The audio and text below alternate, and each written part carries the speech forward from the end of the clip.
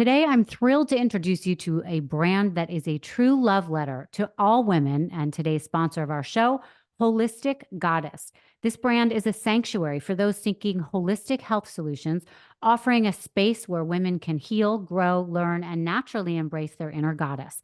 They distill decades of wellness wisdom into forms that are accessible and relevant for women, emphasizing the importance of self-love as essential self-care. They're committed to producing clean, natural products with simple ingredients to support women at all ages and stages in their unique health journeys. I've personally experienced the power of their commitment when I tried the Bison Trifecta from their Naked collection. It's a potent blend of freeze-dried bison organs, heart, liver, and kidney in capsule form. And honestly, the change was almost instant. Within probably just about 3 days, my energy level soared. I was handling my hectic schedule better and skipping my usual midday crash. That's really important, you guys.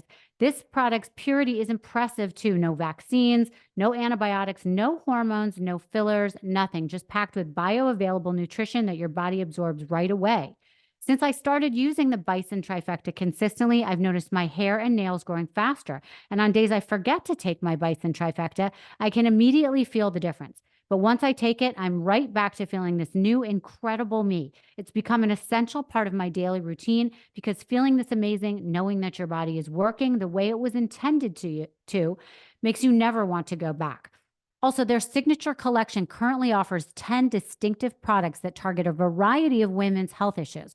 There's sleep support gummies, joint relief, metabolism support, cognitive brain support, hair, skin, and nails gummies, and a bunch of others you should really check out. So for anyone listening who wants to experience this for themselves, use code UNDERSTOOD for 10% off Bison Trifecta. Visit holisticgoddess.com and see how it can change your routine just like it did for mine. Again, that's holisticgoddess.com, code UNDERSTOOD, HOLISTICGODDESS.com. Welcome back to Misunderstood. I'm Rachel Yucatel. So I'm really, really excited for you guys to hear today's episode. You might not know her name, but this is a name that from now on you are going to remember. Leah McKendrick's. She's an American film director, screenwriter, actress, and singer. She's best known for writing and acting in the films MFA and Scrambled. If you haven't seen Scrambled yet, you're going to want to. She wrote, directed, and starred in this feature film about a broke, single 34-year-old woman that decides to freeze her eggs following a breakup. The film was based on her own experience with egg retrieval in 2021. The film premiered at South by Southwest in March of 2023 and was released by Lionsgate in 2024. She was named one of Indiewire's 28 Rising Female Filmmakers to watch in 2023. So the other night before I interviewed her, I sat down, I watched the movie, and I really loved it. I mean, sometimes you have to do research on who you're interviewing and you just, try to take in all the information you can. But this was not something that I felt like I needed to do at all beyond wanting. Like, it was so good. I really recommend that you guys watch the movie, even if your life does not have anything related to that topic, you're still going to find it interesting. And she's just such a good interview. I love hearing what she talks about. So we talk about what's misunderstood about egg retrieval, about people who may or may not want to have kids, but need to start making the decision now of whether or not to freeze your eggs, and if that's an important decision, and how it makes you feel. And, we talk all about that. So, anyways, Alison, hi, how are you today? Hi, how are you? You know what? We also talk about what it's like to be a woman in Hollywood and how hard it is to pitch and sell women's stories, which That's this right. is at the heart of it, a woman's story, but it is such a good film. I loved every second of it. It reminded me of like Bridesmaids, but for having babies. She loves to do little musical numbers, and I fully enjoyed it. And I love June Diane Raphael. She had a great cast, and my background in casting, I was like, oh my God, that person's so great. Oh my God, look who she got for this. So I loved it. Big fan. Big fan. And you're right. The casting in this is unbelievable and interesting. You would never pair some of these people in some of these roles.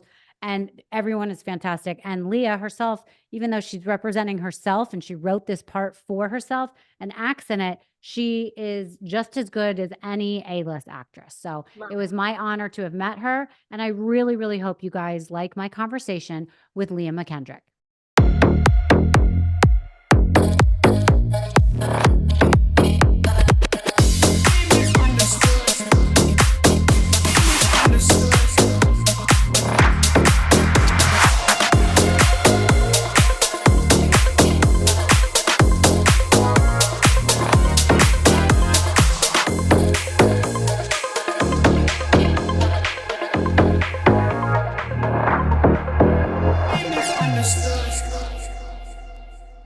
Leah, I'm so honored to meet you. I spent all yesterday like researching you, but then I watched the movie, and it was a movie that was very enjoyable to watch. And as someone who hasn't gone through that, but is someone who had a child at 37 years old, I, totally understood that feeling of time running out and wanting to figure something out like in my younger years and how I was going to do that. But anyways, I am so excited to have you on because I want everyone to be watching your movie because you are so relatable and the themes of it are so relatable. So thank you for being here. Thanks for having me, Rachel. This is awesome. So first of all, talk to me about how, I mean, obviously I know what inspired the movie, but at what point were you sitting around being like, this is my journey and I want to make it into something that people can watch me go through? I had always had in my head, and it's probably from being in Hollywood, that I was like, at 34, if I haven't found my person, I'm just going to freeze my eggs. I'm not going to think about it, like lean on science, believe in the ability for a modern woman's power to be able to take her fertility journey into her own hands. But I didn't know what it was. There was going to be this can of worms that I was going to open up, that I was going to sort of start to realize that I have to spend all this money because my insurance does not cover it. The Writers Guild does not cover this. And it felt like punishment. And so that feeling of being punished, and now you have to spend $14,000, and now you have to inject yourself, and now you're going to get bloated and you're going to gain weight. And like all of this just felt like, why do I have to go through this? Why do we have to go through this?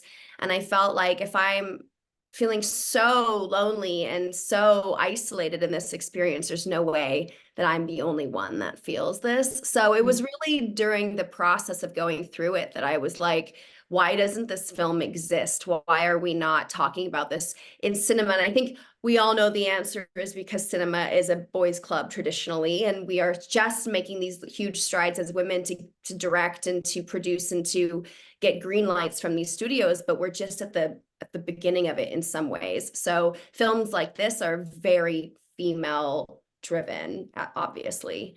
Yeah. And what really stood out to me is when I see movies, documentaries, or, even just little series, it's all about the woman who's like looking for the man.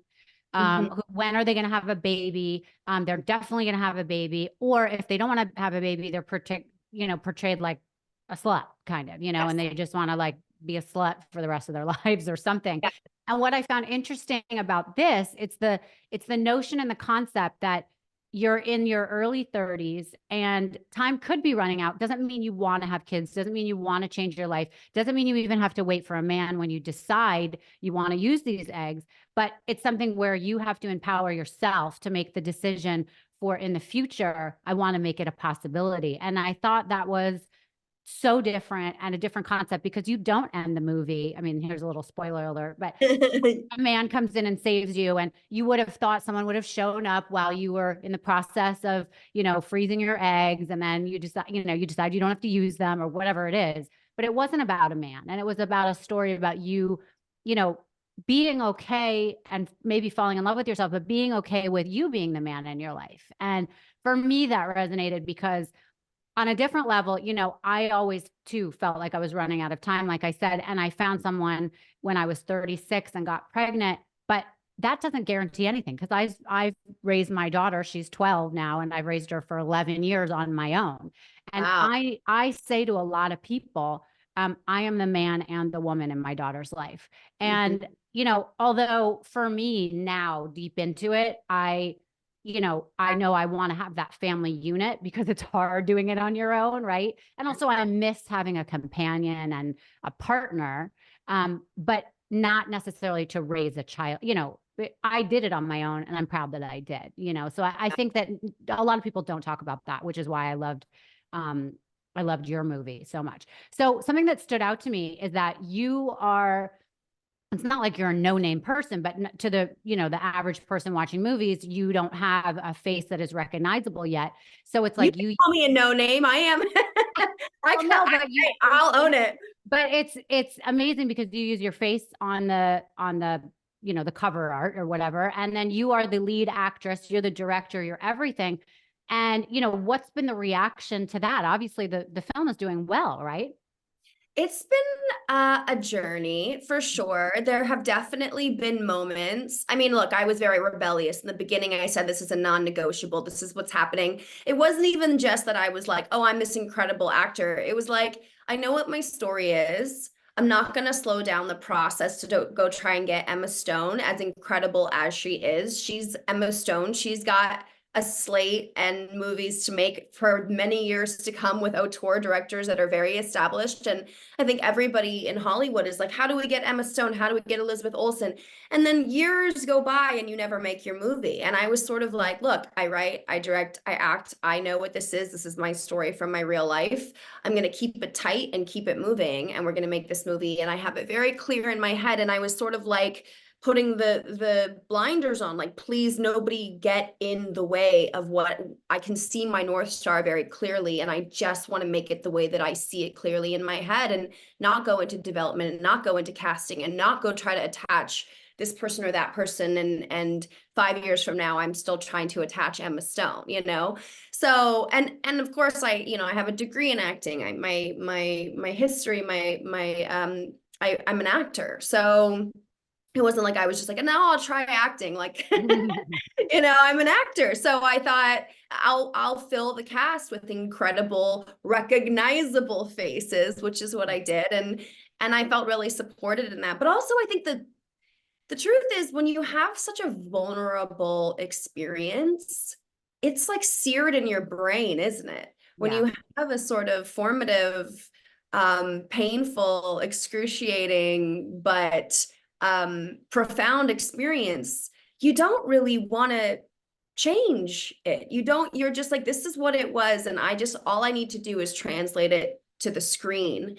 And I felt in some ways the easiest, clearest, strongest way was to just use myself as my muse. Yeah. And obviously you knew the character and the emotion you were trying to portray better than anyone. You would have to explain that to get that to come across. Was it hard in the pitching process, though, for people to, I guess, believe in you or see your vision? Yeah, it was. I think it always is, isn't it? When everybody would love to kind of put their stamp on it and what they think is going to make it the most commercial and the most successful. And, it's a business. But I really clung tight to it. And I really was not willing. And some people did try to convince me to do it differently.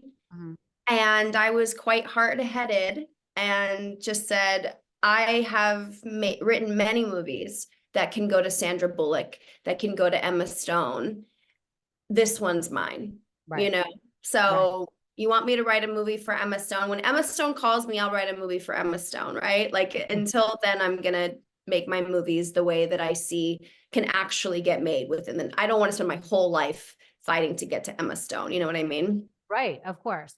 As you mentioned, you have a lot of big actors in there, recognizable faces. I noticed that as well. I thought that was very interesting casting too. They all did a great job. So did you know these people? Were they friends of yours or you did an actual casting? Yeah, they were a combination between people that I'd worked with before, people that I was a fan of and just wrote love letters to and begged them to do my movie, people that that my casting director knew or my producers knew. And we just kind of piece by piece, each individual role, like just who's the dream? Let's go after them. Let's beg them. And little by little, you kind of put a cast together. I I'm an actor, so I'm not a big fan of auditioning, I'll be honest. Like Right. at any turn that I can just cast an actor based off of the work that I have seen or from knowing them, I'd rather just say, you're the one, come play in this sandbox with me. Right. So while I was watching it, I was wondering, are some of these roles based on real people that you knew, or was it just you that was the real person? Yeah, it's heavily based on my real family Mhm. and guys that I have dated. Uh-huh. My real best friend, you know, it's all inspired by my real life. You know, a lot of the characters are heightened versions of people that I've met, or been close to or had sex with, but generally it's I'm very inspired by my real life for sure. I think we all have had those experiences where we're like, this is so chaotic and cringe, this could be a movie scene. Right. Of course. This episode is proudly brought to you by LOLAVIE, an award-winning hair care line founded by the fabulous Jennifer Aniston. Spring is here, which means it's the perfect time to reassess your hair needs. And if I'm going to take advice from anyone, it's going to be from someone with iconic hair. The weather is getting nicer, but that means humidity is looming. And living in Florida, it's 10 times worse. No one likes frizzy, dry, or dull hair, so I use LOLAVIE to combat it all. LOLAVIE's all-star products not only repair the look and damage, but it also shields your locks from future harm and tames frizz in the process. I love that their products are clean, plant-powered, and work for every hair type and texture. And now, for a limited time, you can receive an exclusive 15% off your entire order at lolavie.com. Just use code Rachel at checkout. That's RACHEL. So you guys know I've been using LOLAVIE products for a few months now, and I love what they do for my hair. I have bought extra products for all of my guest bathrooms, and my daughter uses it also. So it really keeps my hair strong and soft. I love the lightweight hair oil. It's perfect for repairing damage and smoothing out split ends. I've even gifted the glossing detangler to a bunch of friends. It's the best after shower spray to protect your hair and give it that great shine we all want. Their shampoo and conditioner are unlike anything I've ever used. I use it, and that's the only thing I use. So unlock Jennifer Aniston approved hair at lolavie.com. As our loyal listeners, you'll get an exclusive 15% off your entire order when you use code Rachel at checkout. That's 15% off your entire order at lolavie.com, LOLAVIE.com with promo code Rachel. That's RACHEL. Please note you can only use one promo code per order and discounts cannot be combined. After you purchase, they'll ask you where you heard about them. Please support our show and tell them that we sent you. Your hair will thank you. What do you think was hardest for you? It doesn't sound like the acting, but the acting, the directing, or the writing of it? Definitely the directing. It was my directorial debut, and there's a lot of imposter syndrome. I think part of it is being a woman. Part of it is wearing all the different hats of writing, directing, and starring. Part of it is having big actors on set and a lot of people on set, and you're like, I don't feel totally deserving of this. I mean, you fight for it really hard, and then when it's happening, you're like, wait, do I deserve any of this? I don't know if I'm worthy. I don't know if I didn't go to film school. I went to acting school. So that was a big source of insecurity for me. Right.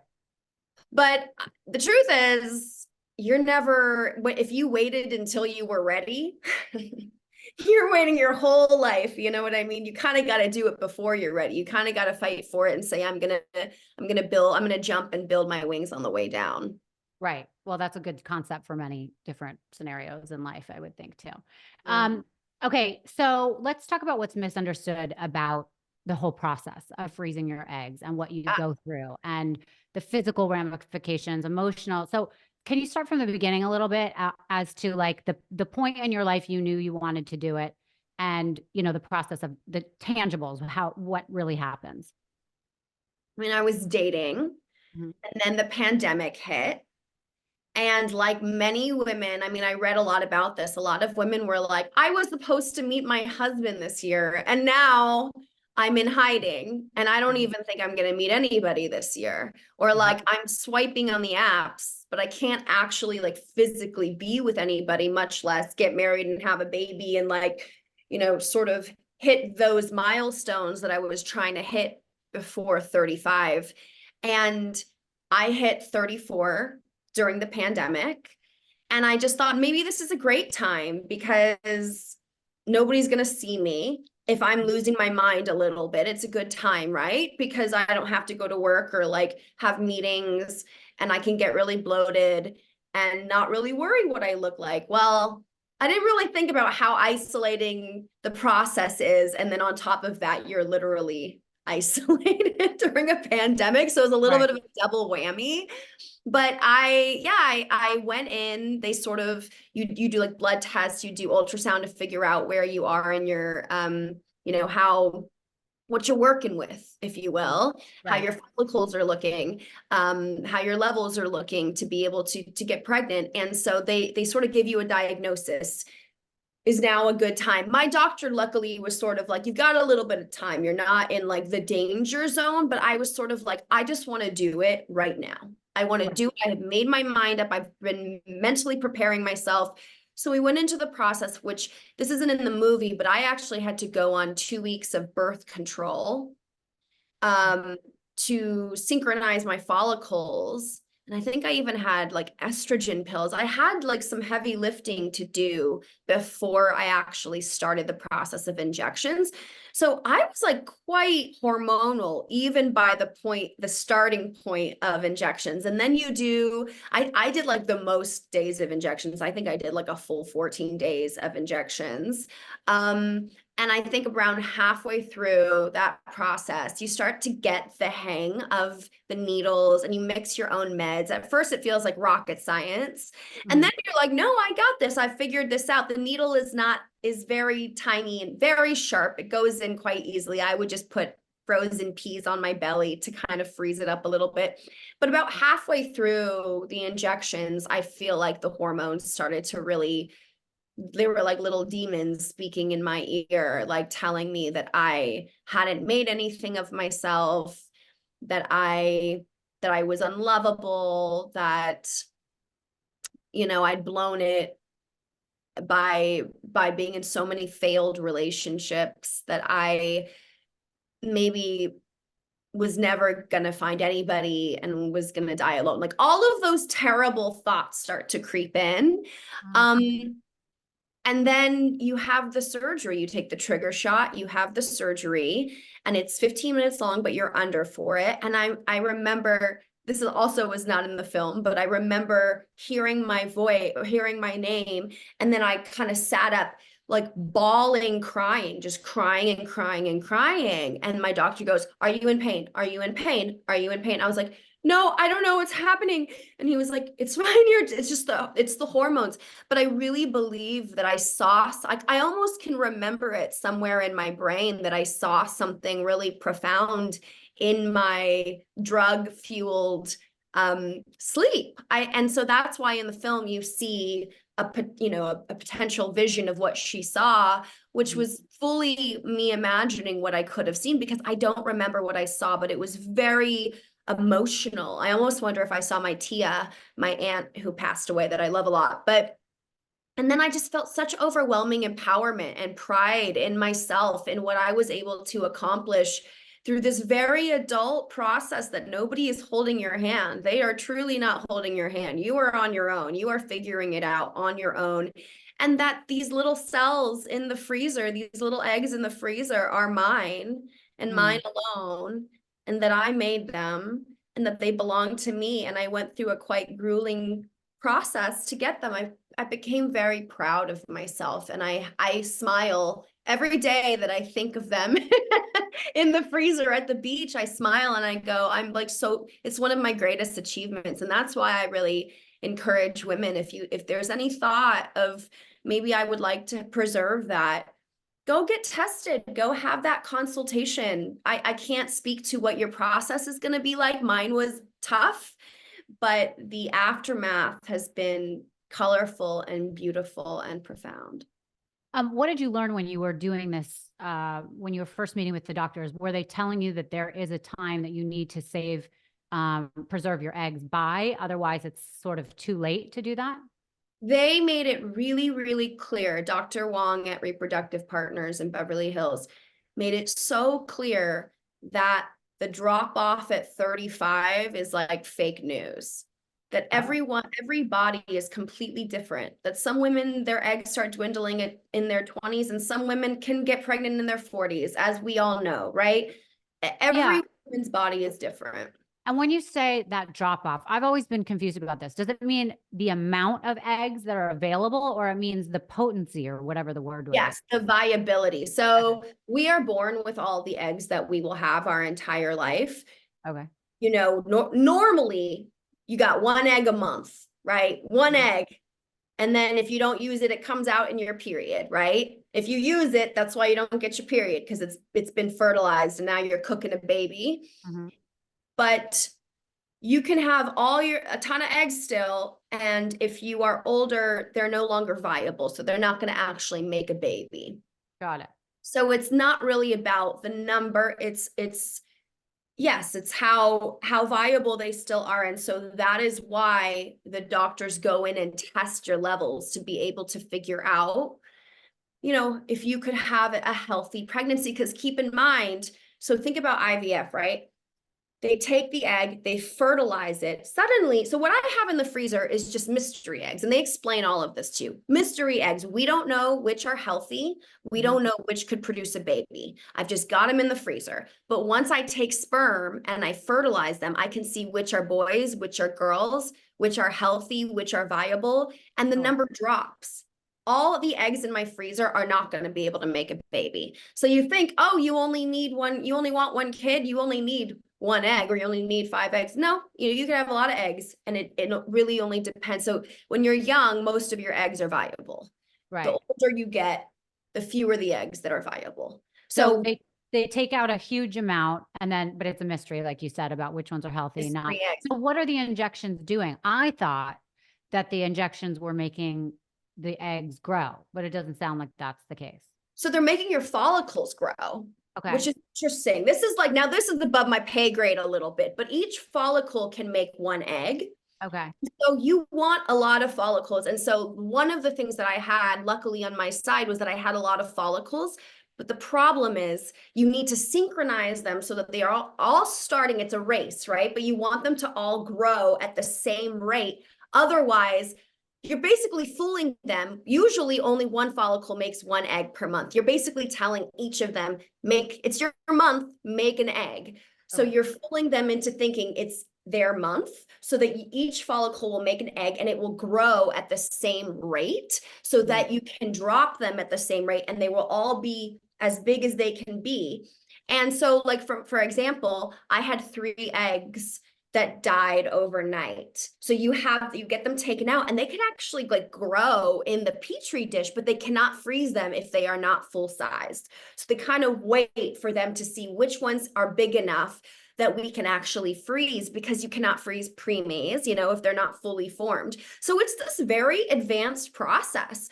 That's why they're monitoring you every single day, every other day, because they're seeing, okay, these eggs are tiny over here. These are large over here. We're going to give you more of this drug so that we can get these to grow at the same rate over here. I mean, it is like a touch and go, very advanced process, but it's basically telling your body to do something very unnatural, which is that normally you have 1 egg per month, and now you're going to grow as many as possible. So it's like, have some grace for women that are going through this. They might be doing what they normally do times 10. And if you're already somebody that has a difficult period, that gets cramps or gets mood swings, like, this is like on overdrive, because your body is working its ass off.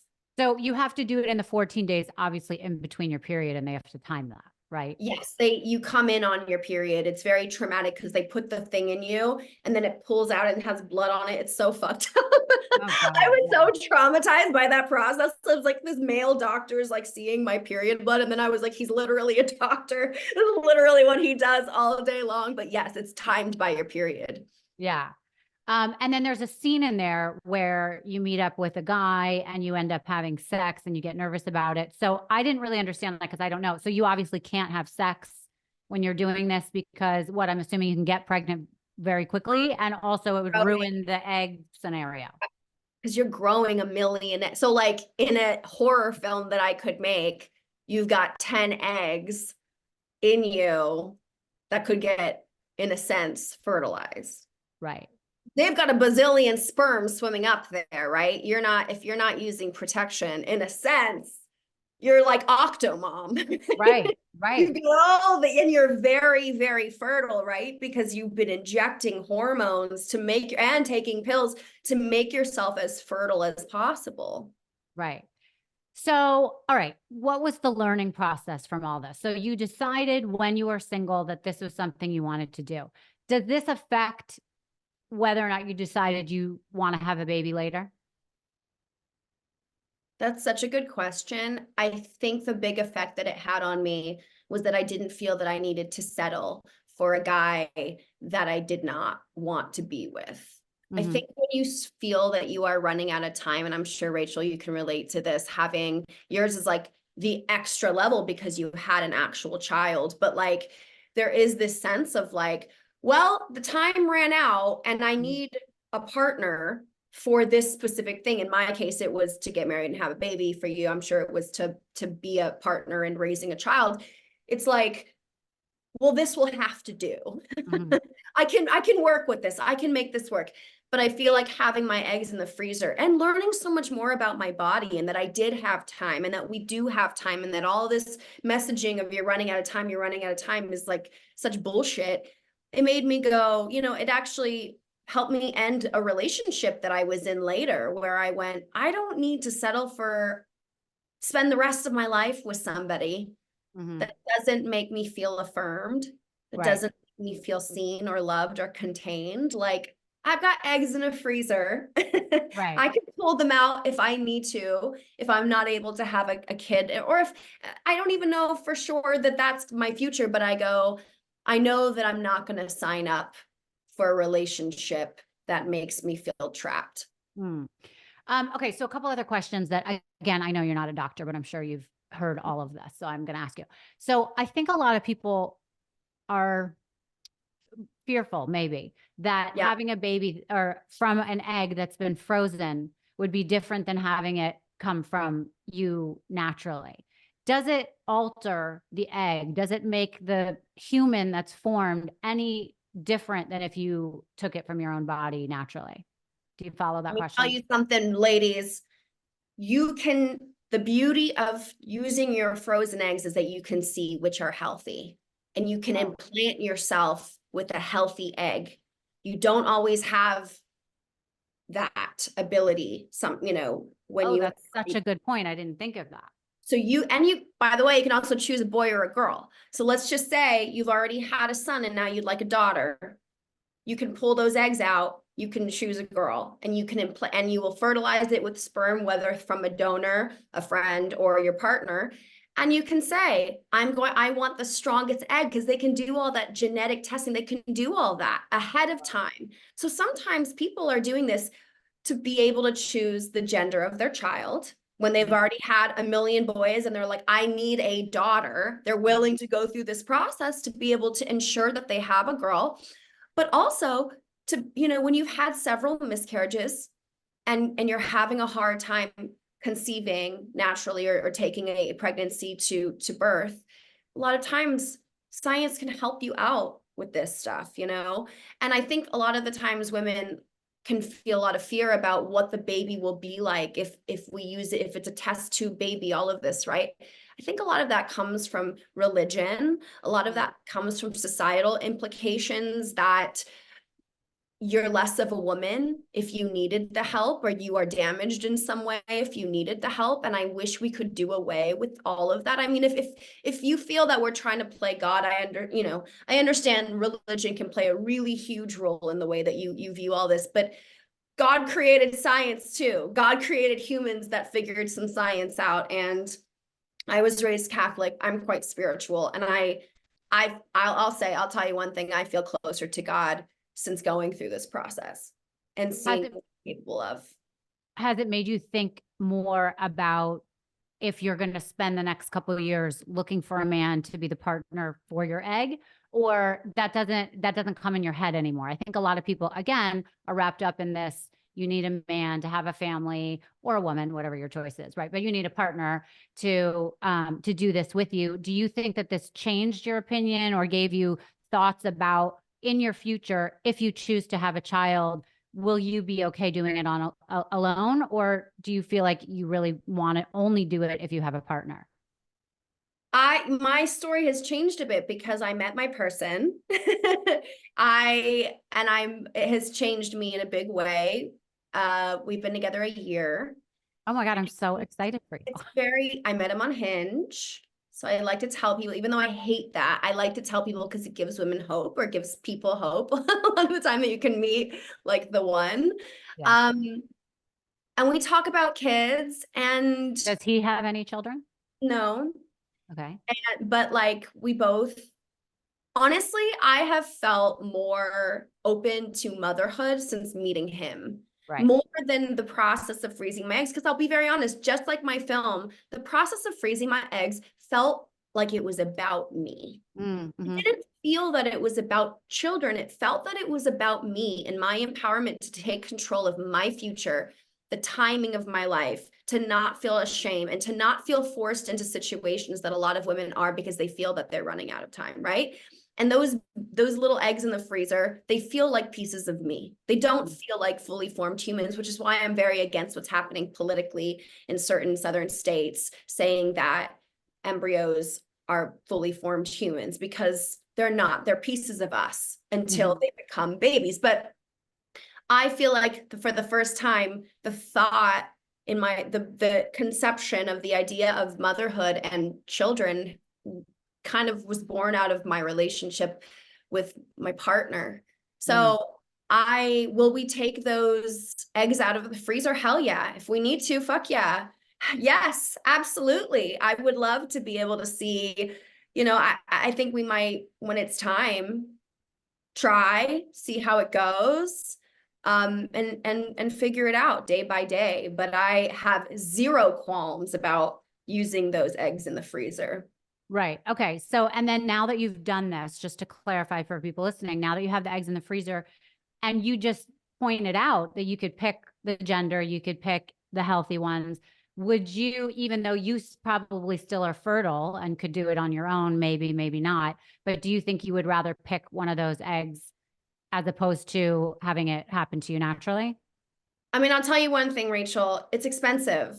I've done part of the process, but it costs money to then pull them out of the freezer, fertilize them, do IVF. Basically, I've done half of the process of IVF, right? Got it. I forgot that there was a cost to it. Yeah. I mean, look, if I got insurance, I can cover it. Maybe I'll do that, sooner than later. But no, I mean, it's an expensive thing, and I would rather not have to pay an additional whatever 20 grand, whatever it ends up being. That's why so many people talk about how IVF is like, it's like a rich people science. Yeah. But what's amazing is so many, especially in Hollywood, so many studios, a lot of the tech industry covers this stuff, which is so epic to me. Any business or employer that covers egg freezing, I applaud them, because so many people consider it elective, unnecessary, right? I go, this is our lives. This is our futures. This is our ability to thrive in the world. You need to give this to people. You need to be able, men's erectile dysfunction surgeries are covered. All kind of dick surgeries are covered. They're always covered, right? Women, and I think what it is that this feels like a newer science to a lot of people. And we have all of these politics surrounding it. So it feels like, let's just not even get involved. But actually, if you want us to thrive and work for you and do our best work over many, many, many years, give us some insurance policy about our children. Give us a chance to be able to think about that later and not immediately have to figure it out today and get pregnant with some person that we're not even sure of. Right. As you were talking, I don't want to have any other kids, and I'm 49, so I'm not having any on my own for sure. But I wondered if people that are listening didn't think of this when they were younger, haven't met the right partner, or whatever, for whatever reason, they're thinking, this is interesting to me. I would want to see if my eggs are still viable. And you're saying that that cutoff, that cliff maybe doesn't really exist at 35. It's probably very individual for everyone. I'm curious if I went in to the doctor and checked my viability, if I would even have one that I could put aside if I meet someone in 5 years and my daughter is like, why don't you, when my daughter goes away to college, I think there's a lot of people that don't know what to do with their lives because they've been a mom, right? So that's a whole nother thing that they may not care about having a child later in life as long as it belongs to, it's from them. So it doesn't sound like it's too late really for anyone if they've missed the boat up until now about hearing about all this. Knowledge is power, right? I think so many women do not go to get checked out and have that consultation because I think they were afraid to hear you have no more follicles and no more eggs, and that's the end of it, right? That's their fear. They don't go and they start thinking the worst. And that's the worst thing you can do. Yeah. You got it. Knowledge is power. How wonderful is it to hear we've got something to work with. Let's start taking these pills. They're going to help grow because there's you're not alone in this. There's science, there's pills, there's injections, all kind of things that can help you. I mean, look at Kourtney Kardashian. She's pregnant in her mid-40s. She was doing all kinds of stuff, helping her diet. There's ways that if this is what you want to do, and of course, there's surrogates, there's donor eggs. I had a friend who was pregnant in her own body with the baby, and it's now her son, was made from her husband's sperm and a donor egg, and they implanted her. So her eggs were not working out, right? But her body was. So there's so many ways that this can be figured out through science. And I think every woman individually should figure out what works for her, what speaks to her, what she wants. But I think the most important thing you can do is just arm yourself with the knowledge of your own body.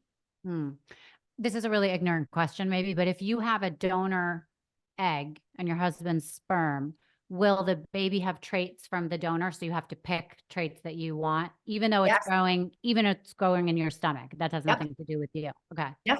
You're essentially a vessel. The mother. I mean, you're giving birth to the baby. Like you're carrying the baby, you're baking the baby, but it's genetically that woman's genetics, it's her egg. So interesting. Anyway, all right. Well, all this is fascinating. Everybody should watch the movie Scrambled. It is on Amazon. Is that where people can get it? Yep. Wherever you buy movies, you can find it. Amazing. Okay, so what are some questions about you now, like in general, what are you excited about right now? Oh my gosh, I'm feeling really good. I just got back from Maui for my 1-year anniversary, and this is my first moment back to work. But I'm happy to, honestly, I felt very excited when you just were talking about raising your daughter. Daughter or son? Daughter. Raising your daughter and doing it on your own, because that's something I'm really interested in exploring. Just this, because in your early 30s, you're kind of taught just find the one, and have a baby and have a family. And the reality wait, caveat, find the one and then your life will change or your life will get better. And then it's gonna change. It's like a whole new era and you've done it. And it's happily ever after. Right. And it's rarely that. And it's rarely that. Yeah. But why do we keep shoveling that concept, even though we have data and proof that it's rarely that from all around, historically, everything? So I'm really interested in this idea of managing to do all the things that I have still not done, right? Find the person, have the baby, have the house, have the dog, and then realize maybe this isn't me, or this isn't what I wanted, or this isn't all it's cracked up to be. And then having to choose, and I don't know your story, Rachel, exactly, but having to choose something that affirms you and feels in alignment with you. And giving up all of that, right? And that's that next level after finding, you know, Scrambled is all about, I didn't find any of the things I was supposed to find. I haven't found anything. What do I do? What do I do? The panic. But when you do that next level, what next? What next? And I want to really delve into that. So I'm developing a TV show. It's called The Panic Years. That's what we're calling it right now. And just about that next level, marriage, divorce, life after divorce, being a single mom, like all of the realities of womanhood beyond just finding the man. Yeah, I mean, listen, it's so true. I think it's very relatable that, you know, I remember in my 20s, I worked at Bloomberg News, and I would tell the girls and the guys in our cubicles all about our dates, because we were like, is he the one? And then you're going to get whisked off. And we see these, you know, fairy tales when we're younger, and our kids, my daughter still sees this and loves Frozen and loves, you know, all these things. But she's grown up in a single parent household. So I think she also knows that I'm the strong one. I'm, you know, I'm not necessarily the mom feminine with no job cooking. It's like, I'm the hustler, like telling her what to do, teaching her things, also praising her, being tough, and she gets to see it. And I love that. But I do think what you're saying is so interesting, because I think it's like a stigma that it's like, well, your marriage didn't work, and it's about second chances. And it is about second chances, figuring it out later. But what if we did it backwards so it doesn't seem wrong? Like, kind of like what you're doing when you decide whether or not your boyfriend and you decide to get married or have the dog or the house or the kid together. What if you say, I'm feeling right now like it's time, like I want a kid so bad, I'm going to do it. And then if he chooses to join you on that process and say, wait, I want to be a part of it, don't do it without me, that's so much more empowering. Because the way it happened to me is it, you know, I was recruited to be on The Amazing Race, and they gave me all the shots for our trip, 9 shots and a pregnancy test. And they were like, good news and bad news. Bad news is you can't do the show. Good news, I think, is that you're pregnant. And I was like, whoa, what? You know, and he was 10 years younger than me. And I just remember thinking, how am I going to tell this young kid that he's having a baby? And I'll be honest with you, I had 2 dogs that I loved, and I didn't really know that I wanted kids. I didn't like other people's kids. They screamed, they threw up everywhere, they were annoying. And so that was not like on my bucket list, but I chose to have the baby. And I thought, I'll tell you really quickly that it was interesting, because the day I found out was September 11th, and my fiance had been killed on September 11th, 10 years before. And so I called my best friend, Alison, and I said, I've taken 10 pregnancy tests and they're all positive, and I don't know what to do. And I was crying, like I was upset. And she was like, Rachel, it's September 11th. It's a sign. You have to have this child, because no longer can you think of this as like a terrible day. This is the day you're always going to remember. You have to have the baby. So to me, that's why I chose to have her, because I don't know what I would have chosen if I hadn't had that guidance. Yeah. And sometimes things happen, as you probably know, where it's just an accident, and whatever the situation is, you have to go with it, and your life veers because of it. And having a child was the best thing that ever happened to me, you know, but made my life go down a totally different path. So it's like sliding doors. In your case, you can decide. And I think that's very empowering that you make the decisions, and then people can go along. Because I also thought, I will never want to do this on my own. And so I was like, okay, well, I'll do it because he's now with me, and we went and got married. But that didn't work. It just wasn't right. And I've been asked before later, like, would you have another kid? I would only have a child, not because I want a child again necessarily, but because I'm so in love with that man that I'm like, I want a piece of that. And that would be like my second chance at doing it with someone and seeing how that's different than raising a child on your own, and always being kept up a little bit later at night worrying, like, can I pay for all this? Can I do all this? Am I making the right decisions? And so anyways, I think what you did is so empowering and enlightening. And a show like what you're talking about seems very interesting, because I think it'll cover all those options. I mean, I'm like, my mind is blown about all of this. The Amazing Race, like, talk about sliding doors. Like, what could have, I mean, that is epic. And your suggestion about, like, if you decide that you want a kid, or you become pregnant and you're like, do I want to have this kid? I'm going to do this. This is the route I'm choosing. Mhm. And you are welcome to join me. Right. Otherwise, I'm going to figure it out. I'm going to go at it solo. Is a really radical, progressive suggestion, and yet also the most basic, obvious one, because we carry the children. Mhm. So it is our choice, right? What we Yeah. want to do. And as we know, even if they marry you and even if you decide to be together forever, that's not necessarily how it always goes or how Right. it should go. You know, Right. nobody should feel forced. My parents are still together after, gosh, I think 40 something years, but they had a very, very difficult marriage. Mm. Very, very hard, very tough to witness, a lot of chaos in the household, a lot of tension. And I'm proud of them. They're both good people. They did their best. They, you know, they have 3 grown kids. And so now we're all doing our thing, and they have chilled out, and they are like, my mom spends half the year in her country in Nicaragua, and she's got her own farm and chickens, and they have figured it out. Right. But they're very honest, my mom specifically, that like, she wouldn't have done it over that way. You know, she didn't want us to have to see that. I don't want my children to have to go through, a life where they're always walking on eggshells, because who knows how our parents are getting along today? Mhm. Who knows, are our parents in love today, or do they hate each other today? You know, there was always that. And so I think for me, there's a lot of fear of marrying the wrong person, or forcing myself to spend life with somebody and creating a really volatile environment for my child. Right. Right. Well, it's such a lesson, and just take life into your own hands and your own happiness, because we've been taught as women that our happiness is dependent on someone else loving us. And that's just the wrong lesson. And it's so hard to ingrain that, like watching my daughter grow up, and how peer pressure has such a big part of it. And, but you know, that is, I think, the lesson, that you have to really be happy with your choices. And then it doesn't matter who comes in and out of your life, because your mood and your stability will always be that foundation.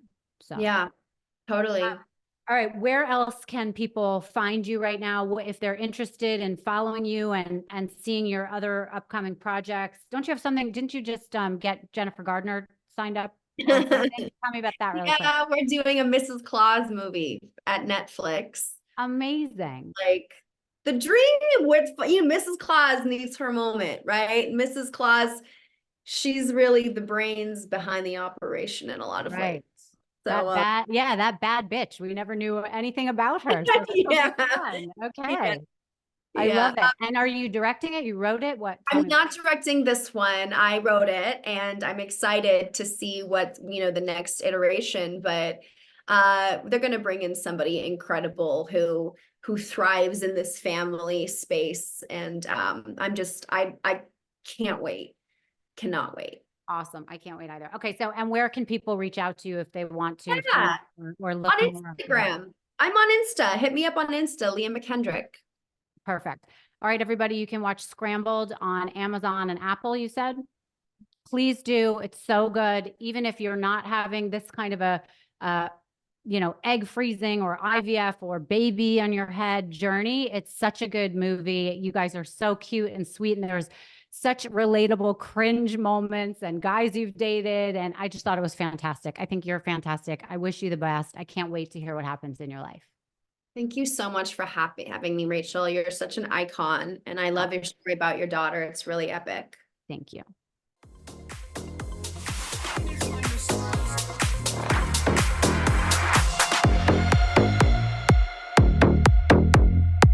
Thank you so much for listening to Misunderstood. I'm your host, Rachel Yucatel. Please be sure to subscribe to the show and give us a 5-star rating and review. You can support the show by joining our Patreon at patreon.com/misunderstood with Rachel Yucatel. Do you have ideas for the show or want to reach out? Email us at info misunderstoodpodcast@gmail.com. That's spelled MISS understood. Thank you so much, and I'll see you next time.